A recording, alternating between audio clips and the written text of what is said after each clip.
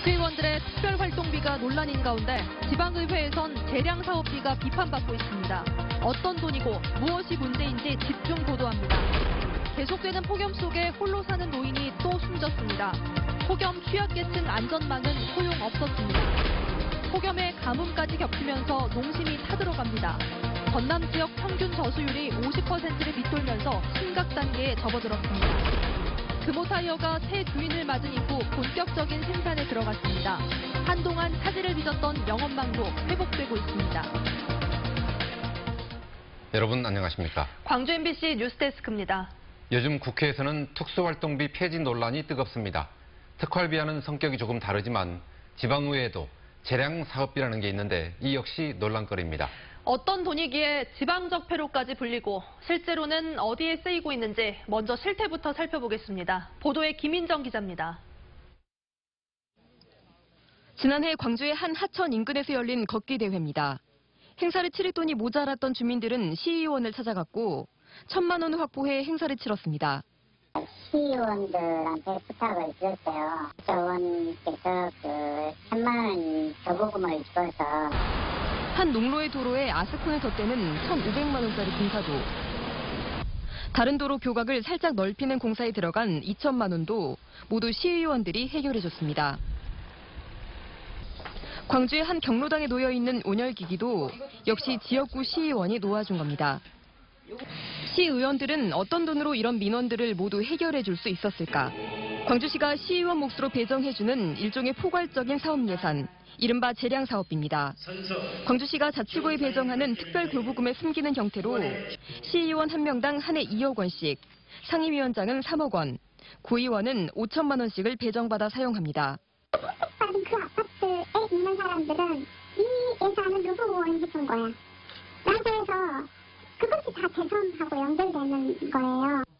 광주시가 의원 몫으로 배정된 예산은 없다며 공개를 거부해 대신 특별교부금 사용 내역을 살펴봤더니 실제로 지역 축제나 시설 보수, 아파트 앞 도로 정비 등 민원성 성격을 띈 부분이 많습니다. 특별조정교부금 취지에 맞지 않은 일들에 쓰여진 것들도 있었습니다. 그러니까 어떤 지역 축제를 지원한다거나 선심성 지역구 관리 차원으로 특별교부금은 일반적으로 재난 긴급복구나 도로 보수 등 긴급히 상황이 생겼을 때 써야 하지만 상당 부분이 시의원들의 재량사업 명목으로 지역구를 관리하는 데 사용되고 있는 겁니다. MBC 뉴스 김인정입니다. 광주시 의원들은 재량사업비의 부정적인 측면만 있는 건 아니다라고 항변하고 있습니다. 민원 해결이란 순기능도 있다는 주장인데요. 그런데 정작 주민들의 요구를 예산에 반영하는 주민참여제 예산은 민원성이란 이유를 들어서 시의원들이 반토막 냈습니다. 이어서 정용욱 기자입니다. 재량사업비의 가장 큰 문제점은 사용처와 액수가 전적으로 의원 재량에 맡겨져 있다는 겁니다. 심지어 의원들 스스로도 서로 한 해 얼마를 받았고 얼마나 어디에 썼는지 모르는 경우까지 있을 정도입니다. 회계상으로는 특별교부금에 포함돼 있지만 사실상 광주시가 시의원 개인에게 배정하는 돈이어서 시정을 견제해야 하는 의회 본연의 기능이 위축될 우려가 큽니다. 말을 잘 듣는 의원이거나 자기 사업에 협조했던 의원들은 더 많이 주거나, 그러면 이건 완전히 자치단체장한테 예속되는 지방의회가 되면서 실제 감시와 견제 본래 임무를 하나도 할 수 없는 상황으로 만들어버린다. 예산 집행이 의원 개인에게 포괄적으로 맡겨져 있다 보니 업체들과의 유착 가능성도 문제입니다. 실제로 광주의 한 시의원의 경우 경로당 온열기기를 계약하는 대가로 리베이트를 받아 유죄를 선고받았습니다. 의원들이 주장하는 순기능과 장점은 주민들을 위한 수건 사업을 가까이서 듣고 손쉽게 해결해 줄 수 있다는 겁니다. 전반적인 의정 활동에 있어서 재량사업비, 포괄사업비는 저는 지역 주민들의 민원 해결에 있어서 반드시 필요하다고 그렇게 생각하고 있습니다. 하지만 광주시는 주민들의 요구를 직접 예산에 반영하는 주민참여예산제가 이미 시행 중입니다.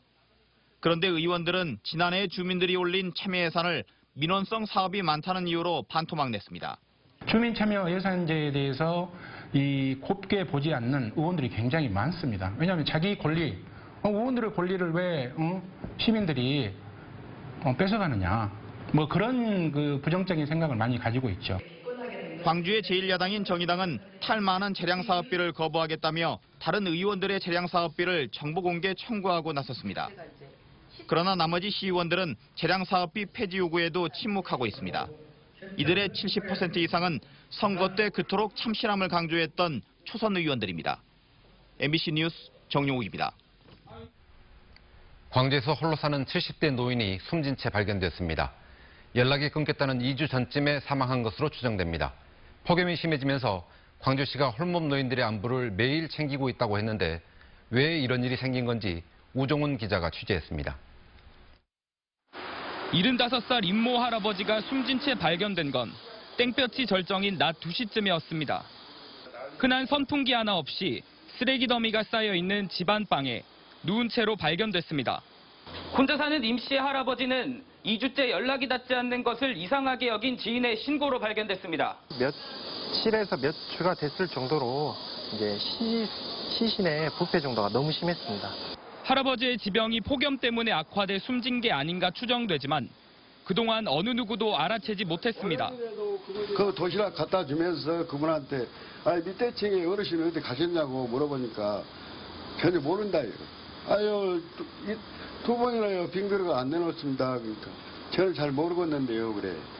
광주시와 남구가 폭염에 따른 독거노인들 건강 상태를 매일같이 확인하고 있지만 임씨 할아버지는 그마저도 대상에서 제외돼 있었습니다.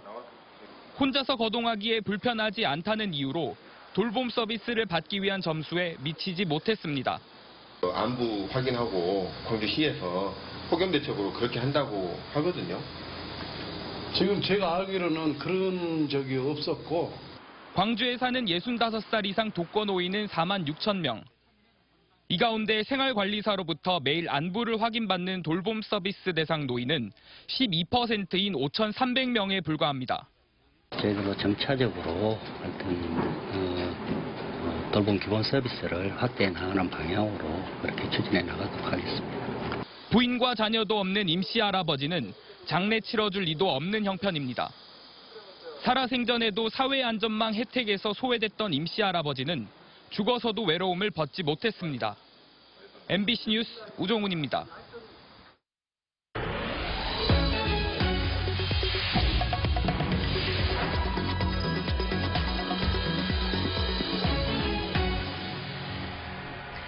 계속되는 폭염에 가뭄까지 겹치면서 피해가 커지고 있습니다. 저수지에 물이 말라가면서 다음 달 수확에 차질을 빚지 않을까 농민들의 마음도 말라가고 있습니다. 김종수 기자가 취재했습니다. 한 달 가까이 이어지고 있는 폭염 속에 관내 저수지마다 물이 말라가고 있습니다. 마을별 예비 저수지의 경우 상류에 물 흐름이 줄면서 녹조까지 발생해 농사에 차질이 우려되고 있습니다. 관내에서 저수율이 낮은 곳 중에 하나인 평천 저수지입니다. 석초까지 차 올라 있어야 할 물이 아직 절반에도 미치지 못하고 있습니다. 다음 달 수확을 앞두고 있는 농민들은 제때 용수 공급이 이루어지지 않을까 속이 타들어갑니다. 이런 더위는 저 나이에 처음 느껴보는 거고 계속적으로 가뭄이 된다면 이 저수지가 앞으로 갈수가 되면 농사지는데 큰 어려움이 오지 않을까. 농업용수 공급을 위해 양수장 역시 24시간 운영에 들어갔습니다. 특히 하류에 위치한 논들은 물 부족 피해에 가장 많이 노출돼 걱정이 클 수밖에 없습니다. 이에 따라 관계당국이 수중 펌프 설치 등 대책 마련에 나섰지만 물 부족 피해가 확산될 수 있다는 우려가 커지고 있습니다. 이제 배동기가 다가오기 때문에 지금 굉장히 급수가 중요한 시기입니다. 그래서 추가적으로 계속 급수를 하고 이 하상굴착이랄지 이런 추가적으로 용수 공급 대책을 수립할 예정입니다. 현재 도내 평균 저수율은 50% 아래로 떨어져 전남은 이미 정부에서 유일하게 심각 단계에 접어든 상황. 관정 개발 등 대책이 마련되고 있지만 갈수기에 대비해 제한 급수까지 거론되면서 농민들의 마음도 함께 타들어가고 있습니다. MBC 뉴스 김종수입니다. 새 주인을 맞이한 금호타이어가 주문량 감소로 임시 휴업을 할 만큼 어려움을 겪었는데요. 폭염 때문에 주문량이 늘면서 공장 가동이 정상화되고 있습니다. 보도에 이계상 기자입니다. 컨베이어 벨트를 따라 완성된 타이어들이 줄지어 나옵니다. 베테랑급 기술자들은 품질에 이상이 없는지 살피고 또 살핍니다. 폭염 탓에 등줄기에는 땀이 흐르지만 잠시도 쉬지 않고 오로지 타이어 품질 관리에만 집중합니다. 서너 달 전만 하더라도 회사가 문 닫을 수도 있다는 걱정이 컸던 터라 한여름 폭염쯤은 대수롭지가 않습니다. 쉬는 것보다 금호타이를 위해서 이렇게 열심히 일하는 게, 품질을 위해서 열심히 일하는 게 최고 좋습니다. 중국 타이어 회사인 더블스타를 새로운 주인으로 맞이한 이후 금호타이어는 서서히 경영 정상화의 길로 접어들고 있습니다. 해외 주문 물량이 일시적으로 축소되면서 일주일가량 재충전 시간을 가진 근로자들은 다시 활기차게 일터로 돌아왔습니다. 하루 24시간 3교대 근무에 투입돼 쉴 새 없이 고품질 타이어 생산에 들어갔습니다. 공장 가동이 정상화되면서 이곳 광주 공장에서는 하루에 38,000개의 타이어가 생산되고 있습니다. 금호타이어 직영 판매점을 중심으로 타이어 영업망도 빠르게 회복되고 있습니다. 기록적인 폭염으로 타이어를 교체하려는 수요가 급증하면서 지난달 타이어 공급 물량은 전달 실적보다 15% 이상 늘었습니다. 지금 날이 너무 더우니까 노면 상태에 따라서 제동거리가 길어지면 안 되니까요. 타이어 마모 상태를 보고 타이어를 권장하라고 보내드리고 있습니다. 금호타이어는 제조 원가를 낮추고 품질 경쟁력을 높여서 소비자의 사랑을 받고 옛 명성도 되찾겠다는 각오를 다지고 있습니다. MBC 뉴스 이계상입니다. 문체부가 아시아 문화중심 도시 조성 사업의 수정 계획을 발표했습니다. 문체부는 수정 계획에서 문화전당과 아시아문화원의 이원화된 운영 체계를 특별법 개정을 통해 개선하고 옛 전남도청 복원도 차질 없이 추진하기로 했습니다.